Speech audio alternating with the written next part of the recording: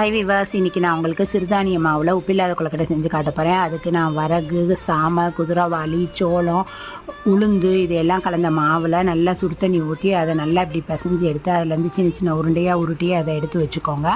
அதுக்கப்புறம் ஒரு பாத்திரத்தில் நல்லா தண்ணி ஊற்றி அதை நல்லா கொதிக்க வைங்க. அது நல்லா கொதி வந்ததுக்கப்புறம் இந்த உருண்டைகளை போடுங்க. அது கொதி வர்றதுக்கு முன்னாடி போட்டிங்கன்னா அடியில் ஒட்டிக்கிறோம், கிண்ட வராது. அதனால் நல்லா அது கொதி வந்ததுக்கப்புறம் அதில் போட்டு அந்த உருண்டைங்களை கொதிக்க வைங்க. அதுக்குள்ளே இந்த சைடு ஒரு பாத்திரத்தில் கருப்பட்டியை போட்டு அது பாகு காய்ச்சி எடுத்து வச்சுக்கோங்க.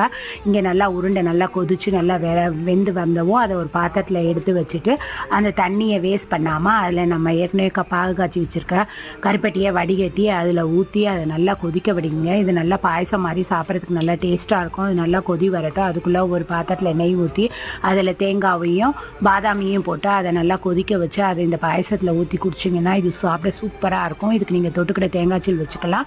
இதை நீங்கள் ட்ரை பண்ணி பாருங்கள்.